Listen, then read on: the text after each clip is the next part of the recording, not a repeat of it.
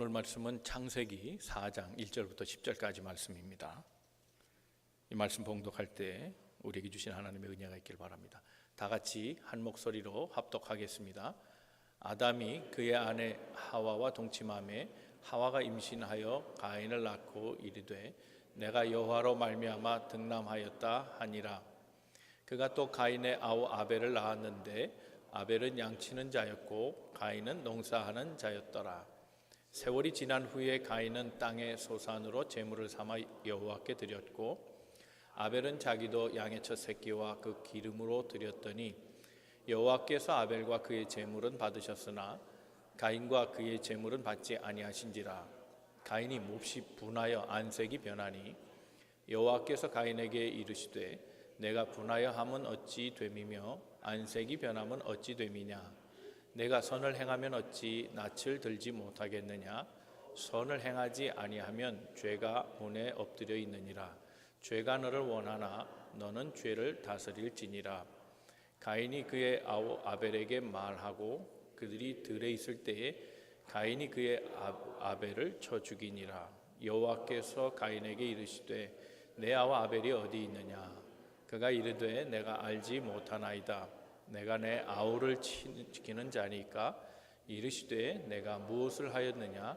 내 아우의 핏소리가 땅에서부터 내게 호소하였느니라. 아멘. 오늘 성서 영웅 오늘 시간에는 영웅은 아닌 사람 가인에 대해서 말씀을 나누고자 합니다. 이제 100명이 넘어가니까 좋은 사람 많이 한 것 같아요. 그래서 남은 사람 별로 없어요. 잘 알려진 사람이. 그래서 부득이하게 이제 남은 인물들은 아마 많은 수가 안 좋은 사람일 텐데 영웅은 아니지만 그래도 타산지석이라고 그렇게 안 하면 되니까. 그래서 우리가 조금 부정적인 인물이기는 하지만 이 인물을 통해서 배울 것이 있다. 그렇게 생각하고 말씀을 준비해봤습니다. 오늘은 가인입니다. 가인, 최초의 살인자. 아담과 하와가 에덴 동산에 있다가 떠나서 낳은 자식, 그 첫 번째 자식이 가인입니다. 그리고 아벨을 낳았습니다. 그런데 동생을 죽입니다. 인간이 죄를 확산시킨 이야기, 그 이야기의 주인공으로 등장합니다. 우리 모두가 다 이야기의 주인공이 되기를 바랍니다. 그러나 나쁜 이야기의 주인공이 아니라 좋은 일을 만들어내는 이야기의 주인공이 되기를 바랍니다. 오늘 이 가인을 통해서 우리에게 주시는 하나님의 음성을 들을 수 있기를 바랍니다. 우리 옆에 분 서로 권면하시고 말씀 듣겠습니다. 하나님은 오늘도 당신을 향한 계획을 가지고 계십니다. 전체 우리가 생각할 때는 이 가인은요, 아벨을 헛되게 만든 사람이죠. 남의 인생을 망친 사람입니다. 1절 말씀입니다. 우리 한번 1절 다 같이 한번 읽어보겠습니다. 시작. 아담이 그의 아내 하와와 동침하매 하와가 임신하여 가인을 낳고 이르되 내가 여호와로 말미암아 등남하였다 하니라. 가인의 이름의 힌트가 1절에 있습니다. 내가 여호와께서 주셔서 그 아들을 등남하여 낳았다. 그게 이름입니다. 그게 가인의 뜻입니다. 가인의 이름은 카나에서 왔는데 카나라는 뜻은 얻었다는 겁니다. 준이 받았다. 주신이 얻게 되었다. 얻었다는 뜻입니다. 하나님께서 주셨고 아들을 얻었다. 그래서 이름이 가인입니다. 이 가인의 이름이 그러면 이 사람의 소위 삶하고 어떻게 연결이 되느냐? 이 자체로는 잘 안 풀려요. 성경은 또 많은 이야기들을 기록하지 않았고 그래서 어떤 경우에 그가 이름대로 무엇을 얻었는가 잘 모르겠는데 이 이름은 아벨이라는 이름하고 비추어 볼 때 좀 해석이 가능해집니다. 그는 한마디로 하면 이름대로는 살지 못했습니다. 자, 아벨이라는 이름이 뭔가 하면 아벨은 둘째인데 동생인데 아벨의 원래 그 히브리적 발음은 헤벨입니다. 헤벨. 영어는 에이블 그러는데 원래의 이름의 발음은 헤벨인데 이 헤벨이라는 말은 헛되다는 뜻입니다. 자, 이게 우리가 숙명적으로 이야기할 필요는 없습니다만 이름을 하나님이 감동을 주어서 지었다고 말할 때 하나님은 역사를 아셨던 것 같아요. 하나님이 주신 자식인데 이 자식이 남을 해치고 남의 인생을 헛되게 만들어 버립니다. 아벨의 삶, 아벨의 삶은 전도서가 말하는 것처럼 참 헛되고 헛됐습니다. 여러분, 전도서가 말하는 헛되고 헛되다는 말은 하벨 하블림입니다. 하벨 하블림, 헛되고 헛되다. 그래서 전도서에는 계속 하벨 하블림, 하벨 하블림, 하벨 하블림, 이게 운조가 있습니다.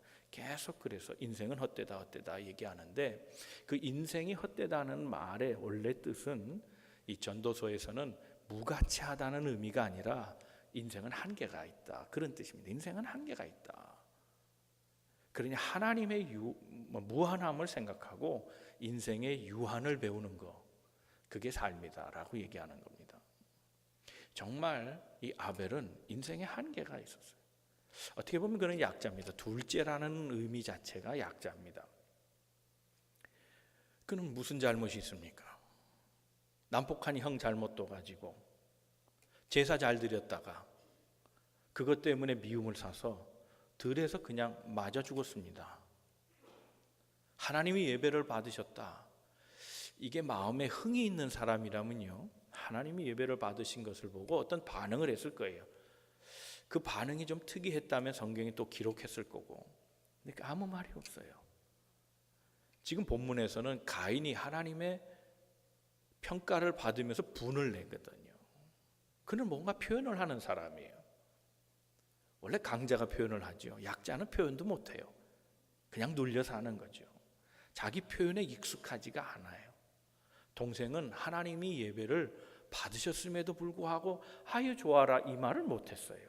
그만큼 약자예요. 때리니 맞았어요. 아이고 좀 도망가지.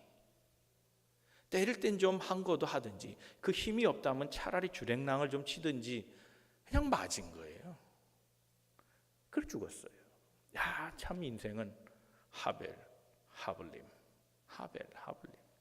야, 인생 이렇게 별거 아니구나. 인생 정말 아무것도 아니구나. 그렇게 가는구나. 그걸 보여줘요. 가인은 아벨을 그렇게 만들었습니다. 하찮은 존재로, 별것 아닌 존재로, 헛된 존재로 정말 의미 없게 만들어버린 한 인생을 그렇게 만든 사람이 가인입니다. 사랑하는 성도 여러분, 오늘 우리는 누군가에게 힘이 돼주고, 누군가에게 격려를 해주고, 누군가에게 소망이 돼주고, 누군가에게 버팀목이 돼주고, 누군가의 성공을, 그 길을 닦아주는 그런 협력자요, 보조자요, 안내자요, 생명을 주는 기부자일 수 있기를 바랍니다. 그것이 하나님의 사람들입니다. 그걸 못하면 남을 적어도 해치지는 말아야죠. 그러나 해치지 않는 것으로 끝나는 것이 아니라 우리는 남을 살려주는 사람들입니다. 그것이 그리스도인입니다. 남을 행복하게 해주고 남에게 기쁨을 주고 남이 잘 되도록 도와주는 삶, 오늘 가인을 통해 배워야 될 것은 이것입니다. 사랑하는 성도 여러분의 삶 속에서 많은 사람들이 여러분 덕에 잘 되는, 그래서 축복의 통로가 되어주는 믿음의 성도를 낳아주시기를 주님 이름으로 축원합니다. 두 번째 생각할 것은 제사를 드리고도 죄를 씻지 못한 사람이 이 가인입니다. 본문의 말씀 3절 4절 한번 같이 읽어보겠습니다. 시작. 세월이 지난 후에 가인은 땅의 소산으로 제물을 삼아 여호와께 드렸고 아벨은 자기도 양의 첫 새끼와 그 기름으로 드렸더니 여호와께서 아벨과 그의 제물은 받으셨으나. 자, 여기서 직업의 종류가 다르죠. 가인은 목축업을 한 사람이 아니고 농사를 지은 사람이었다. 그러니 그가 당연히 제물로 드릴 것은 소제용이죠. 그러니까 곡물을 드렸을 겁니다. 보통 소제는 빻아서 드리는데 빻아서 드릴 때 그거를 자로 생각합니다. 그래서 하나님을 기쁘시게 하는 것. 이 원래 소제라는 의미는 마음을 산다는 뜻을 갖고 있습니다. 마음을 사는 거예요. 향기나는 제사가 세 가지가 있는데 하나는 소제, 번제, 그 다음에 화목제입니다. 이 세 가지 제사가 향기나는 제사인데 이게 다 곡물을 쓸 경우가 아니고 딱 한 가지 소재만 곡물을 썼어요. 그래서 혹자는 이런 것을 연계시켜서 추측을 하건대 하나님께서 가인의 제물을 받지 않은 것은 피로 말미암아 구속을 주는 제사가 아니어서 하나님은 곡물의 제사를 안 받았다. 뭐 이렇게 설명하는 사람이 있어요. 근데 그것에 대해 제가 좀 설명을 좀 드릴게요. 결론부터 말하면 아닙니다. 그것 때문이 아닙니다. 오늘 본문에 나와 있는 이 소재라는 말은 히브리 말로 하면 민하라는 말입니다. 민하. 근데 이 민하라는 말이 창세기 민하와 레위기 민하가 다릅니다. 그러니까 법제화해서 율법으로 만들어서 제사의 법령을 정한 것이 레위인데 이 레위기에서는 꼭 곡물로 되어 있습니다. 그런데 창세기에서는 이 민하가 규정이 없습니다. 그러니까 하나님을 기쁘게 하는 제사는 반드시 곡물이 아니더라도 동물로 하든 뭘로 하든 관계가 없다는 겁니다. 그러니까 하나님은 피의 제사, 속죄의 제사만 받으셨다? 그거는 나중 얘기입니다. 시간적으로 앞서 있는 것까지 적용할 필요는 없습니다. 본래의 제사는 그렇지 않았다는 겁니다. 나중에 법제화되면서 곡물로 드려라 그런 거지. 그러니까 가인 당시에는 이 법에 적용되지 않습니다. 그러니 결국은 제사의 종류 때문은 아니다. 제물의 종류 때문만도 아니다라는 겁니다. 아벨은 피의 제물에 합한 양을 드렸다. 그 의미를 그냥 하나님을 기쁘시게 하는 제물로 드린 거지 꼭 맞는 것을 드려서 하나님 받았다. 이런 의미는 결코 아니라는 겁니다. 오늘 본문의 말씀을 보면 이렇게 얘기합니다. 아벨은 자기도 양의 첫 새끼와 그 기름으로 드렸더니 여호와께서 아벨과 그의 제물은 받으셨다. 제물만이 아니에요. 아벨을 받으셨다는 거예요. 이거 둘로 나눠볼 수 있습니다. 하나님이 아벨을 받으셨다. 하나. 두 번째는 하나님이 제물을 받았다. 그 얘기입니다. 그러니까 사람과 제물을 동시에 받으셨다는 의미입니다. 그러니 사람과 제물에 뭔가 연관성이 있습니다. 하나님이 제물 때문에 안 받은 게 아니라 궁극적으로는 사람 때문에 안 받은 겁니다. 아벨은 받으셨습니다. 그런데 가인은 안 받으셨다는 겁니다. 오늘 본문의 말씀 6절을 한번 보겠습니다. 6절 말씀 시작. 여호와께서 가인에게 이르시되 내가 분하여 함은 어찌 됨이며 안색이 변함은 어찌 됨이냐. 분했다는 겁니다. 안색이 변했다. 분했다는 말을 라하라고 말하는데 이 라하라는 말은 뭔가 하면 얼굴에 불이 났다는 겁니다. 불. 얼굴에 불이 떨어지면 뻘겋죠. 화가 났다는 게 불이 난 겁니다. 얼굴에 불이 났다는 말은 다른 말로 해서 그래서 성을 낸다라는 말로 쓰는데 여기 라메드라고 하는 게 앞에 붙으면요. 히브리 말입니다만은 이 라메드라는 말이 붙으면 이 분을 내다 성내다라는 말이 다른 말로 바뀝니다. 상심했다로 바뀝니다. 그러니까 분은 내는 겁니다. 분은 맞아요. 맞는데 상심한 마음으로 분을 내는 겁니다. 이럴 수 있어. 경기에서 진 선수가 분이 나죠. 그런데 한편으로는 졌다는 데한 절망감이 있습니다. 어찌 내가 졌을까? 뭐 이런 거예요. 그러니까 화는 내지만 속에 상심이 있다는 겁니다.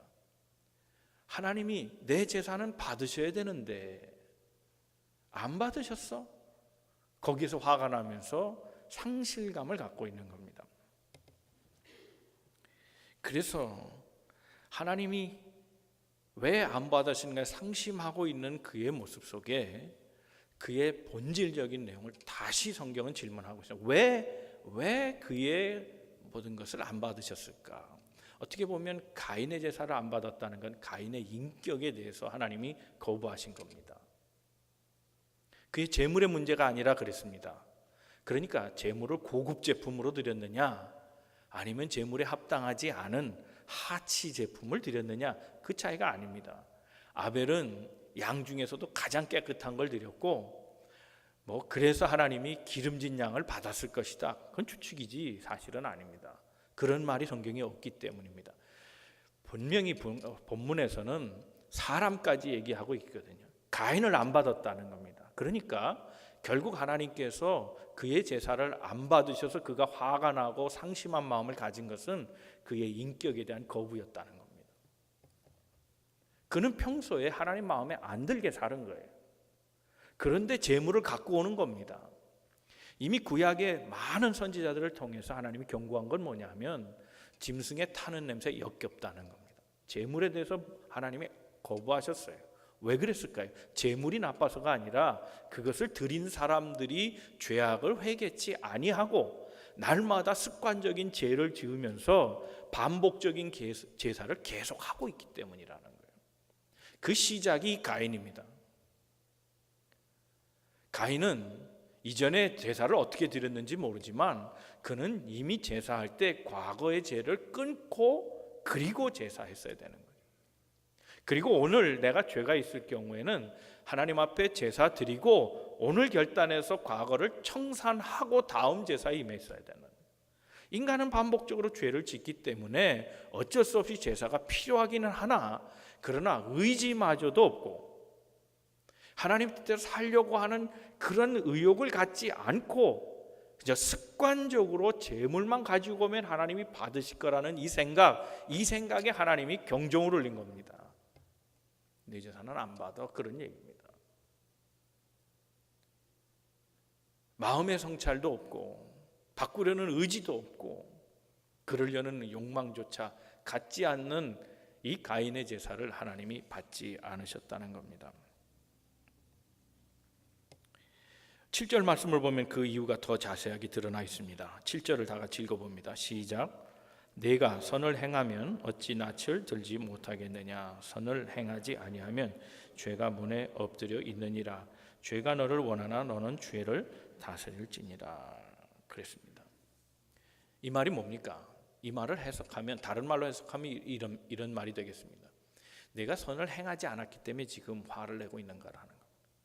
내 낯이 지금 부끄럽지? 왜 부끄러운지 알아? 평소에 네가 선을 행하고 살지 않아서 그런 거예요. 선을 행하지 않으면 죄가 너를 와치하고 있다는 거예요. 그래 눈앞에 와 있다는 겁니다. 내 문 앞에 엎드려져 있다. 내 눈에 앞에 있다는 겁니다. 죄는 지금 나를 보고 있는 겁니다. 그러므로 선택은 내 마음이다는 거예요. 죄를 짓고 살 건지 죄를 짓지 않을 건지 네가 결정하라 이 얘기입니다. 이 얘기 속에 하나님은 이미 가인이 죄 속에 살고 있음을 얘기하는 겁니다. 그는 제사가 필요 없는 사람입니다. 제사를 드려봐야 고치지도 않을 텐데 죄를 자복하지 않는 제사를 반복하는 그에게 하나님이 따끔하게 야단하시는 겁니다. 내 제사는 안 받는다는 겁니다. 그는 하나님의 이런 경고 앞에 멈춰야 했습니다. 그런데 이 죄는요 기회가 있어요. 고쳐야 되는 기회가 있는 거예요. 사람은 기회를 못 잡으면 그 죄가 가중되게 돼 있어요. 죄는 늘어나지 줄어드는 성향은 없어요. 불어나면 불어났지 저절로 감해지는 게 죄가 아닙니다. 죄는 그런 성향을 갖지 않습니다. 죄의 속성은 누룩과 같다 그랬거든. 자꾸 번져나가는 겁니다. 기회가 있을 때 끊어내야지. 더군다나 이 무거워지면 이게 관성이 탄력을 받습니다. 여러분 눈을 뭉칠 때도 그렇잖아요. 작은 것이 점점 굴러가면서 커지죠. 무게를 더할수록 만약 위에서 떨어뜨린다면 그게 가속에 가속을 붙습니다. 죄가 마치 그런 거죠. 서야 될 때 서지 않으면 그 무게가 더해져서 나중엔 설 수 없게 만들어버리죠. 그게 살인까지 간 겁니다. 가인이 무슨 큰 죄를 졌겠습니까? 당시 사회 구조를 보면 단순화된 사회 아니겠어요? 세상에 사람이 몇 명이나 있었겠습니까? 첫사람들이라고 그랬으니 죄질 이유도 없지요. 그런데 그럼에도 불구하고 죄를 다루지 아니하니 죄가 커져버렸고 죄가 그를 삼켜버렸습니다. 이제 죄가 그를 끌고 가니 멈출 수가 없습니다. 살인합니다. 쳐서 죽였습니다. 8절 말씀입니다. 8절 말씀 읽겠습니다. 시작. 가인이 그의 아우 아벨에게 말하고 그들이 들에 있을 때에 가인이 그의 아벨을 쳐 죽이니라 그랬습니다. 여기서 또 한 가지 생각할 거는 죄에 대한 관성을 얘기했는데 관성의 법칙 아시잖아요. 안 쓰는 거죠. 그렇죠? 쓰려고 해도 제대로 쓸 수 없고 조금 밀려가다가 쓰는 거예요. 그렇죠? 무게를 못 견디는 거, 속도를 못 이기는 거죠. 그가 이 관성을 가졌다는 의미는 뭐냐면 죄가 이미 습관화됐다는 겁니다. 그런데 오늘 본문을 보면 쳐 죽였다 그랬잖아요. 그는 상습적으로 동생을 때렸던 사람일 수도 있다는 겁니다. 폭력이 일상화된 사람. 평소에 때렸으니 화가 나면 때렸겠죠.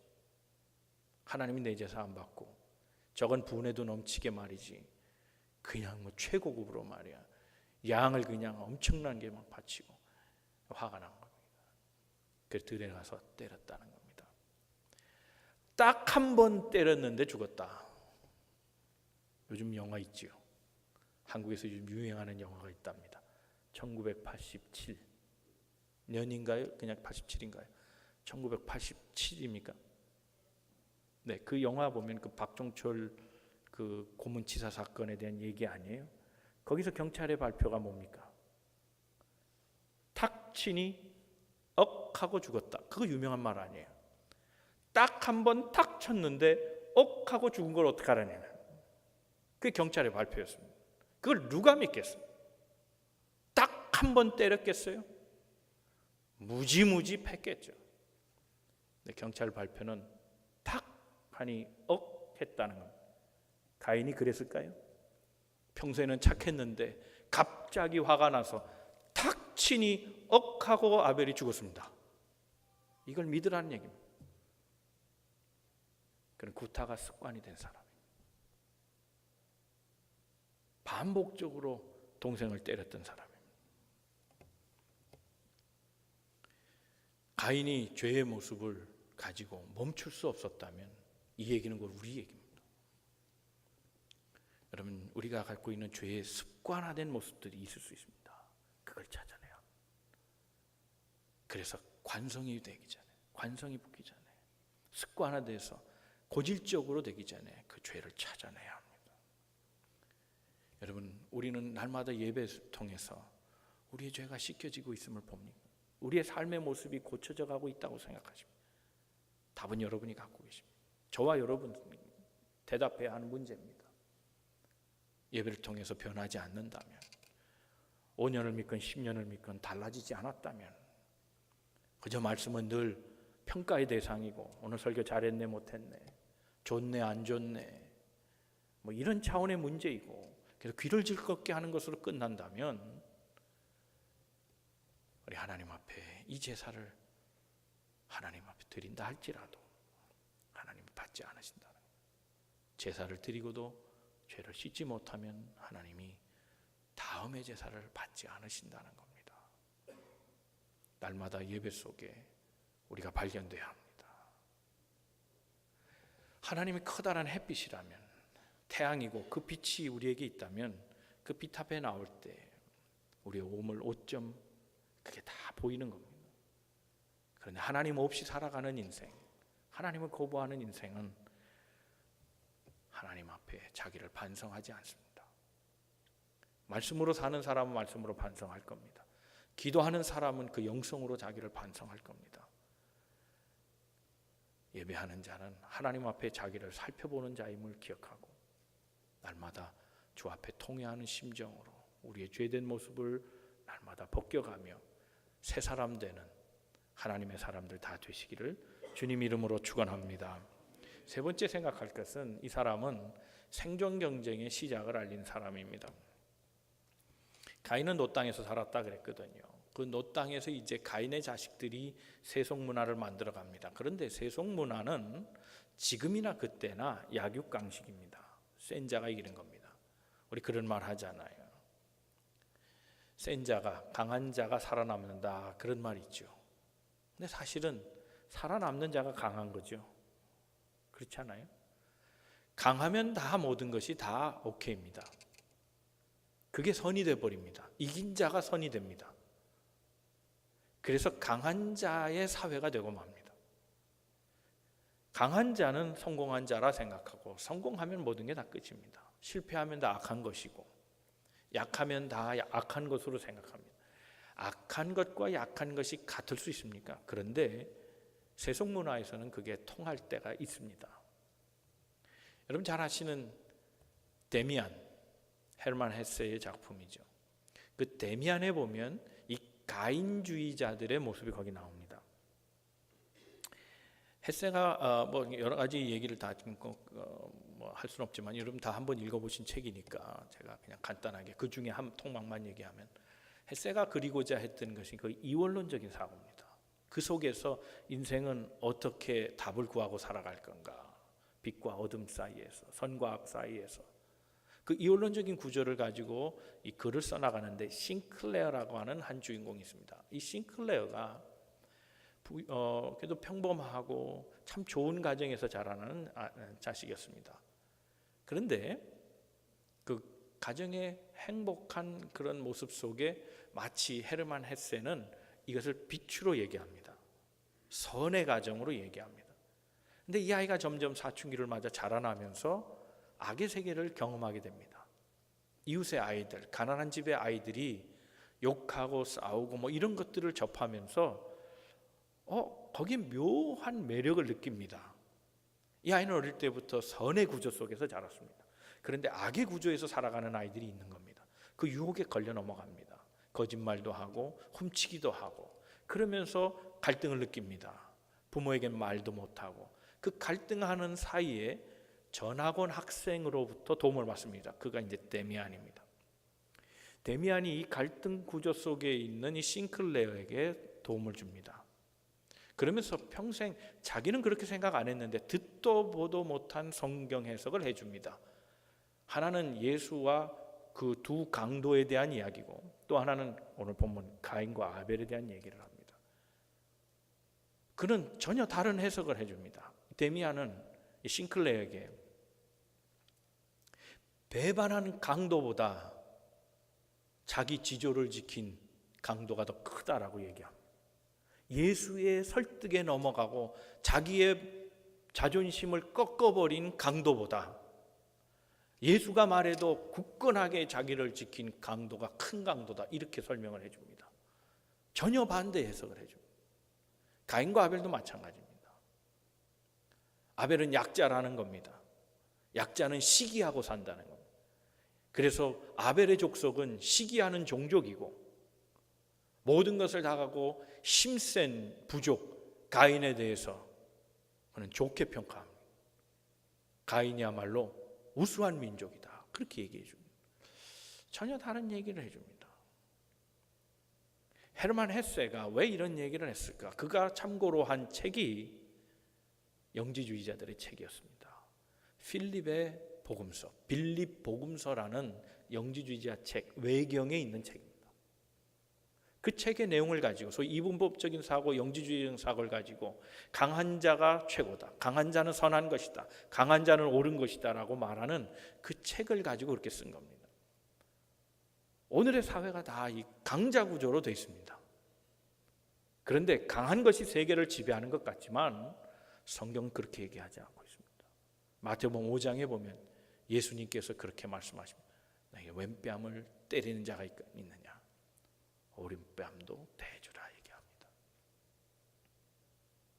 너에게 겉옷을 달라고 하는 자가 있느냐, 그러면 속옷까지 주어라. 오리를 가자 하느냐, 그럼 차라리 십리까지 가져라, 그렇게 얘기합니다. 그런데 예수의 이 말씀이 세계를 지배했습니다. 오늘 본문 말씀하기에 9절에 하나님은 가인과 대화하십니다. 가인은 기대했을 겁니다. 하나님 나를 찾으셨구나, 내게 관심이 있구나 그랬는데 하나님은 가인에 대해서 묻지 않습니다. 내 아우가 어디 있느냐 묻습니다. 내가 죽인 약자는 어디 있느냐, 그 얘기입니다. 내 마음은 약자에게 있다는 얘기입니다. 이 말씀 속에 우리 그리스도인의 사명이 있는 겁니다. 강자는 남을 밟고 올라가야 합니다. 하나님은 우리가 강자가 되기를 원하지 아니하시고 강자만이 살아남는 구조 속에서 거기에서 버려진 자들, 약자들, 소외된 자들, 그들을 섬기기를 원하시는 것이 주님의 마음이었다는 겁니다. 하나님의 마음은 약자에게 있습니다. 실패한 자, 병든 자, 낙오한 자, 그들에게 마음이 있다는 겁니다. 가인은 이 하나님의 마음을 몰랐습니다. 자기밖엔 몰랐습니다. 자기만 생각했습니다. 자기의 이득을 위해서는 동생마저도 죽일 수 있는 사람이었습니다. 오늘 우리의 삶의 논리는 어디에 있습니까? 나도 강한 자가 되기를 원한다면 어쩌면 나의 강함을 위해 희생되고 있는 사람이 있다는 겁니다. 소자 하나를 실족케 하면 차라리 연자 맷돌로 목을 메고 말에 물에 빠지라 말씀하십니다. 약자를 도와주는 삶, 약자 편에 서주는 삶, 약자를 위로하는 삶, 약자를 인도하는 삶, 그것이 하나님의 마음이었습니다. 오늘 가인을 통해 우리가 하나님의 마음을 읽을 수 있기를 바랍니다. 가인은 아벨의 삶을 망쳐놨습니다. 누구도 그럴 권리는 없습니다. 아무리 약자라 할지라도 그 약자를 망가뜨릴 권리는 우리에게 없습니다. 우리가 갖는 의무는 도리어 약자 편에 서주는 일입니다. 제사만 드린다고 의로워지는 것은 아닙니다. 삶을 고쳐야 합니다. 선한 삶을 살려고 하는 노력이 없다면 하나님은 100번의 제사도 우리에게 거부하실 것입니다. 하나님의 마음은 약육강식에 있지 아니하고 그 가운데 경쟁의 논리에서 낙오된 한 약자에게 있다는 사실을 기억하고 가인을 통해 우리 배울 것이 있게 되기를 바랍니다. 선한 마음 가지고 주의 뜻을 이루고 살아가는 믿음의 백성 다 되시기를 주님의 이름으로 축원합니다. 기도하겠습니다.